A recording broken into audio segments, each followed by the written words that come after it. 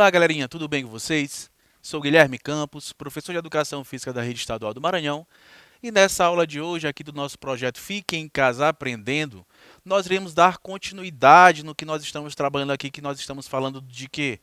De esportes de invasão. Nós já falamos do futebol de campo, falamos do futsal e agora nós iremos falar aqui um pouquinho sobre o beach soccer, tá certo? Então vamos lá, galera. O que é que vocês irão ficar sabendo? O que é que vocês irão aprender? O que é que eu trouxe de conhecimento hoje para vocês aqui em relação ao beach soccer?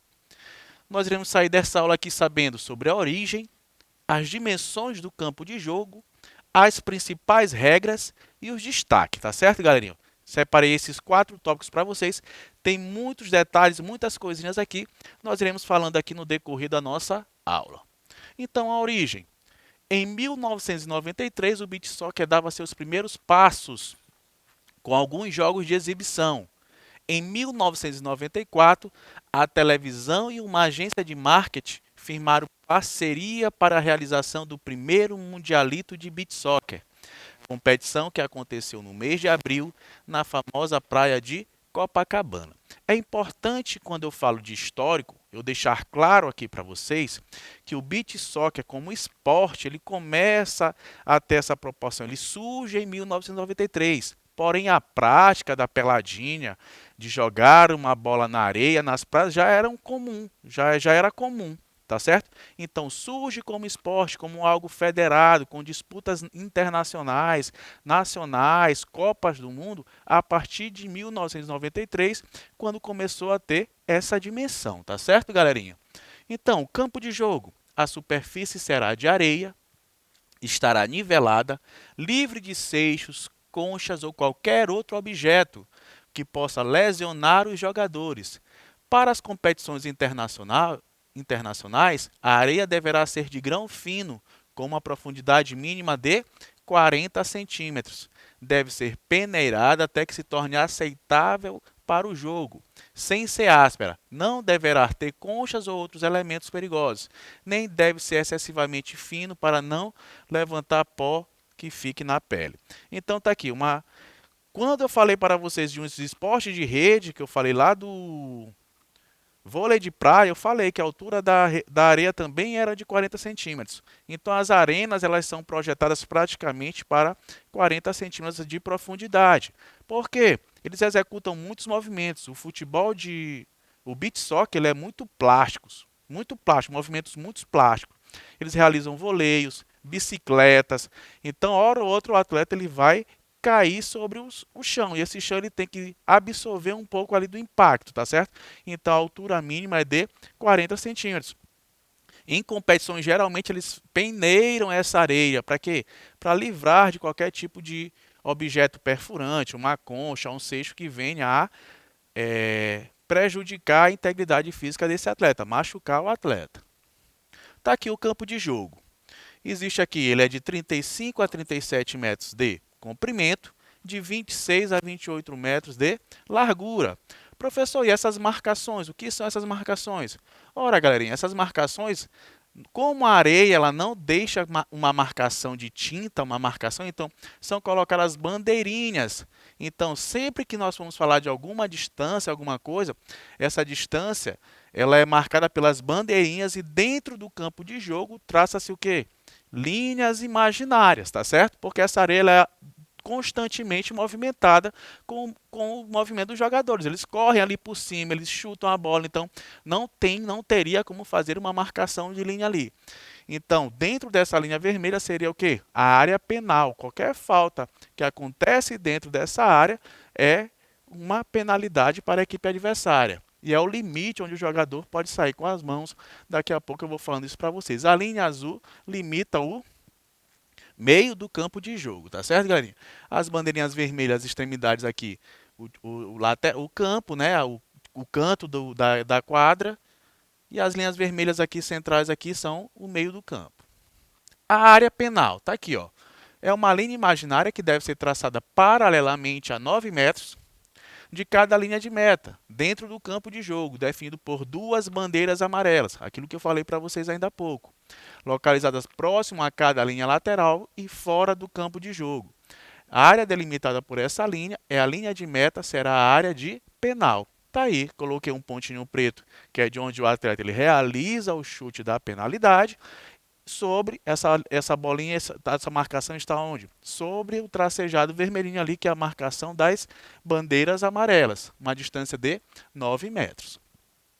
As metas, que é a trave, tá, galerinha? Serão colocadas no centro de cada linha de jogo, consistirão em 2 postes verticais, equidistante dos cantos e unidos por uma barra horizontal, que seria o quê? O travessão. Os postes e o travessão devem ser de madeira, metal ou outro material aprovado. Deverão ter forma redonda ou elíptica e não deve constituir nenhum perigo para os jogadores. A altura é de 2,20 m e o tamanho é de 5,5 metros. Tá aqui uma meta aqui do jogo de beach soccer. A bola será esférica, tem que ser de couro ou qualquer outro material adequado, terá circunferência mínima de 68 centímetros e máxima de 70 e terá um peso não superior a 440 gramas e não inferior a 400 gramas, isso no início do jogo. Número de jogadores. A partida será disputada por 2 equipes formadas cada um por no máximo o quê? 5 jogadores, dos quais um vai jogar como goleiro e a partida não começará se uma das equipes tiver menos de 3 jogadores. Essa regrinha aqui também existe no futsal. São 5 jogadores, um ocupa a posição do goleiro e o jogo ele nunca vai se iniciar com um mínimo de 3 jogadores, tá certo? Poderá ser utilizado no máximo de 7 substitutos em qualquer partida de uma competição oficial, sob os auspícios da FIFA, das confederações ou associações e membros. Procedimentos de substituição. O jogador sairá da superfície de jogo pela zona de substituição. O substituto não poderá entrar na superfície do jogo até que o jogador que deve substituir tenha deixado a superfície de jogo. Se a bola está em jogo, o cronômetro não vai parar durante o procedimento de substituição. O jogador substituído pode retornar para participar da partida. O que eu estou dizendo aqui? Que as substituições no beach soccer elas são que ilimitadas. O jogador entra e sai do jogo a critério do seu treinador. Porém, existe uma área de substituição, por onde esses atletas devem fazer essa substituição. Eles não podem sair do campo de jogo ou entrar fora dessa área de substituição. Se isso acontecer, eles serão advertidos, serão penalizados com o cartão amarelo. E não existe a necessidade de que o jogo esteja parado para que aconteça a substituição. Sendo que, caso aconteça uma substituição com a bola rolando, o atleta que vai entrar no campo de jogo só pode fazer isso assim que o que estiver dentro, o que estiver sendo substituído, saia por completo. Tá certo, galerinha? Vamos continuando aqui. Os jogadores expulsos e substitutos. Um substituto poderá substituir um jogador expulso e entrar na superfície de jogo após terem transcorrido 2 minutos de jogos efetivos após a expulsão. Se 5 jogadores enfrentam 4 e a equipe em superioridade numérica marca gol, poderá completar a equipe de 4 jogadores. Isso aqui também eu já falei para vocês quando eu dei aula lá de futsal.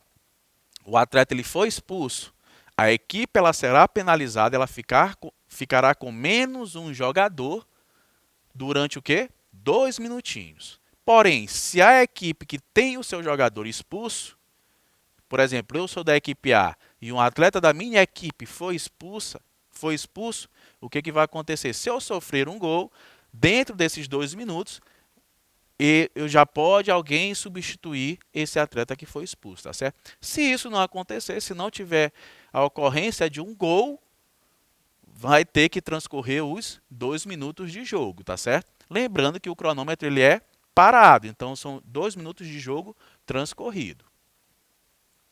E o cartão vermelho, né? 2 cartões amarelos, vai resultar num cartão vermelho, o atleta é expulso. Um cartão amarelo é apenas a advertência.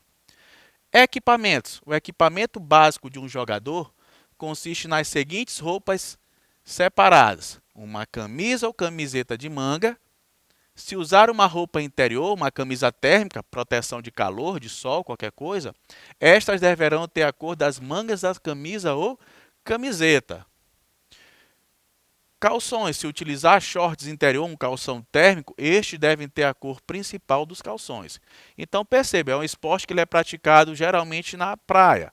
Então existe muito sol. Então os atletas eles podem fazer a utilização de camisas, de calções de proteção térmico, de calor, alguma coisa nesse sentido, que proteja do sol. Ele pode fazer o uso dessas roupas, porém tem que ser da mesma cor da sua equipagem. Minha equipagem é amarela, a equipagem da seleção brasileira é amarela, eu posso usar uma camisa de proteção térmica amarela. O goleiro poderá usar a calça comprida.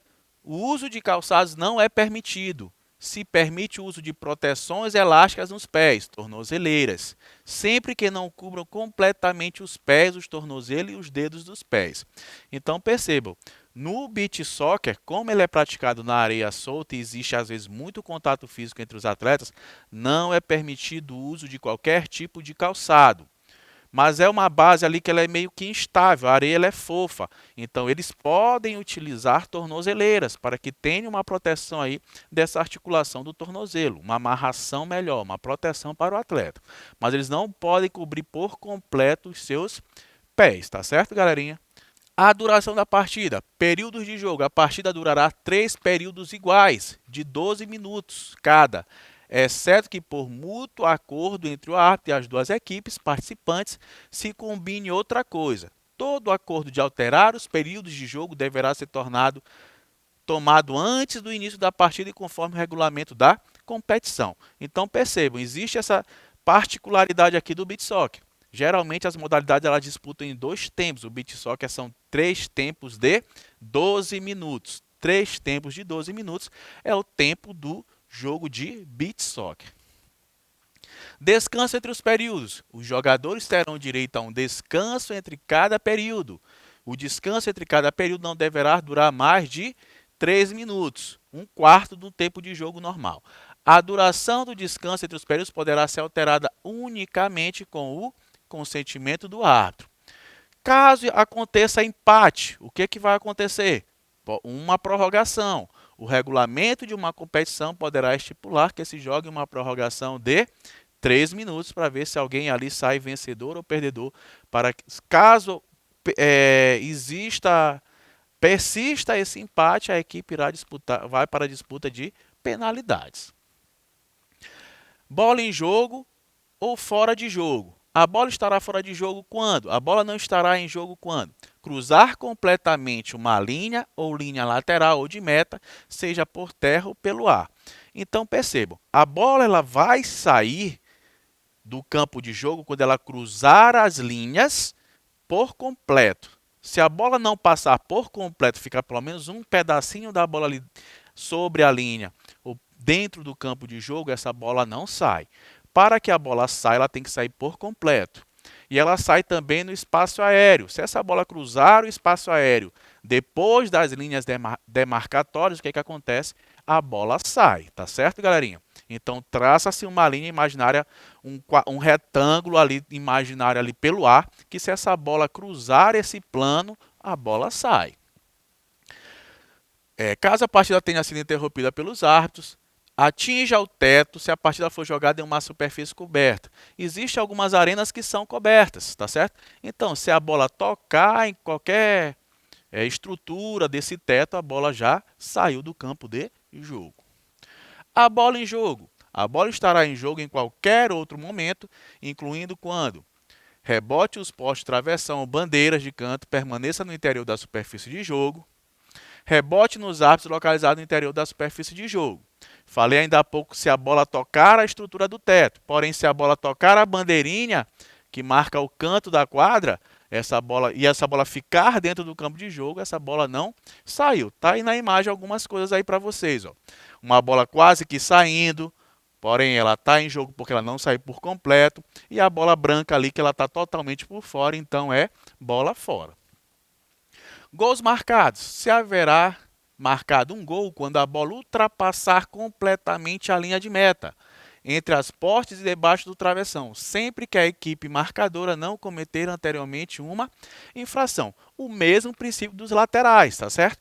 A bola só vai ser considerada gol quando essa bola cruzar totalmente essa linha, essa marcação das traves e do travessão, tá certo? Então ela passou por completo esse espaço aí, será considerado um gol. Aí na imagem, o que vocês acham? Já foi o gol? Possivelmente será um gol, mas até no momento aí da imagem não foi gol, porque a bola, se nós percebemos, está abaixo do travessão, tá certo? Então ela ainda não cruzou o plano, mas vai ser gol. Possivelmente não tem mais nada aí para atrapalhar. Situações que dão direito ao tiro livre. Dar ou tentar dar um pontapé, um chute em um adversário. Dar ou tentar dar uma rasteira ou um calço em um adversário. Saltar sobre um adversário. Fazer carga em um adversário, golpear ou tentar golpear um adversário, empurrar um adversário, dar uma entrada contra um adversário. Então, qualquer contato físico muito forte que não seja ali gestos motores relacionados ao futebol, a prática desse beach soccer, será marcada uma falta, tá certo? Uma infração. Segurar um adversário ou impedi-lo de dar uma bicicleta, como eu falei para vocês, o beach soccer ele é muito plástico, ele é muito bonito. Os atletas a todo momento eles estão levantando a bola e tentando dar um voleio, dar uma bicicleta. Em momento algum, se eu estiver marcando o atleta que ele está realizando esse movimento, eu estiver impedindo, será marcada uma infração. Cuspir ou jogar areia deliberadamente contra um adversário. Tocar deliberadamente a bola com as mãos, salvo o goleiro. Você não é goleiro, você não pode tocar a bola com as mãos. O tiro livre será executado no local onde se cometeu a infração. Percebam, o tiro livre ele é cobrado aí na imagem. Ó, ele é cobrado onde aconteceu a infração e os atletas deles ficam no mínimo uma distância de um raio de 5 metros. Então esse atleta ele realiza esse tiro direto no gol. E é quem sofre a falta, tá, galera? Se eu sofrer a falta, eu vou realizar o tiro livre. Tá certo? Da distância de onde aconteceu, vou estar ali com uma área livre ali de no mínimo 5 metros ali de raio. Qualquer adversário não pode pedir, sou eu e o goleiro. A execução do tiro livre será feita de acordo com os seguintes procedimentos. Os jogadores não podem formar uma barreira, aquilo que eu falei para vocês ainda há pouco, é tiro livre. O jogador que sofreu a falta executará, falei para vocês ainda há pouco. Eu sofri a falta, então eu tenho que cobrá-la. Exceto se eu estiver lesionado, se eu estiver impossibilitado de realizar aquele chute, aquele tiro livre, tá certo? A menos que sofra uma lesão grave, falei, a bola deverá estar imóvel quando o tiro é disparado e o executor não poderá voltar a tocar a bola antes que esta toque em outro jogador. Então ele pode realizar apenas um toque, tá certo? Ele não pode realizar 2 toques na bola, a não ser que se essa bola toque alguém ali do campo de jogo. O arremesso lateral. Os procedimentos existentes são 2 tipos de procedimento, tá certo? Existe o tiro lateral com o pé, tá aí a imagem, sempre respeitando o raio de 5 metros. E existe também o arremesso lateral com as mãos, tá aqui. Mesma imagem, porém o atleta ele vai realizar com as mãos e o atleta adversário está a uma distância de 5 metros. O tiro de meta. O goleiro da equipe defensora jogará a bola com as mãos desde qualquer ponto da área penal. O goleiro da equipe defensora executará o arremesso dentro dos 4 segundos, depois de estar em posição de executá-lo. A bola estará em jogo assim que for jogada diretamente para fora da área penal pelo goleiro da equipe defensora. Está aí o goleiro realizando um arremesso de meta, de um tiro de meta. Ele está dentro daquela linha de 9 metros que é a área penal. Ele não pode passar mais de 4 segundos com a posse dessa bola para realizar esse arremesso, tá certo? Ele não pode ultrapassar aquela linha de 9 metros com a bola nas suas mãos, tá certo, galerinha? Se ele fizer isso, é uma infração. E por último, aqui eu trouxe os destaques, aqui eu não poderia deixar de falar. São 2 maranhenses aí da cidade de Tutólia, é o Datinha e a Adriele Rocha.